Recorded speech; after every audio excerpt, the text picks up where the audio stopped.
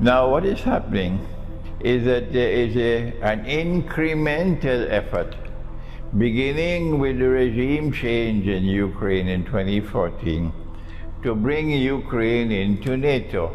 If Ukraine ever becomes a NATO member state, then Russia will have NATO on its very border.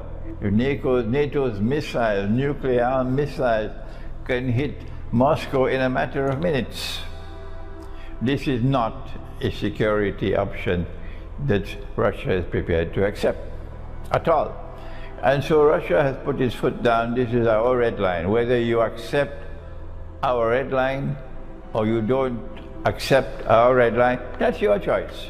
This is our red line, that we will not allow a next-door neighbor state to pose such a tremendously dangerous threat to our security. So we're going to take steps to ensure the protection of our own security.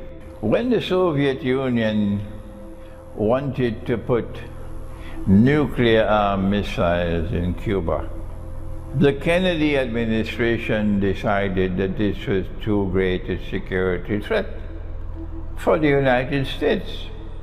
And so they put a quarantine around Cuba, that they would not allow any Soviet ships to enter Cuba without being searched, so that no nuclear missiles can be shipped to Cuba.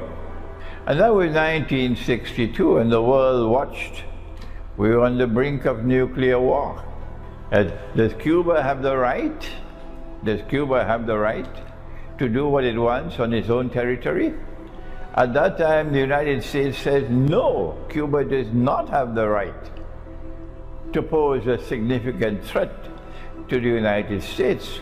And so the United States intervened, and American ships, the Navy, surrounded Cuba. And the Soviet ships were coming with missiles. And when they almost reached Cuba, and there was going to be confrontation, the Soviet ships turned around and went back home.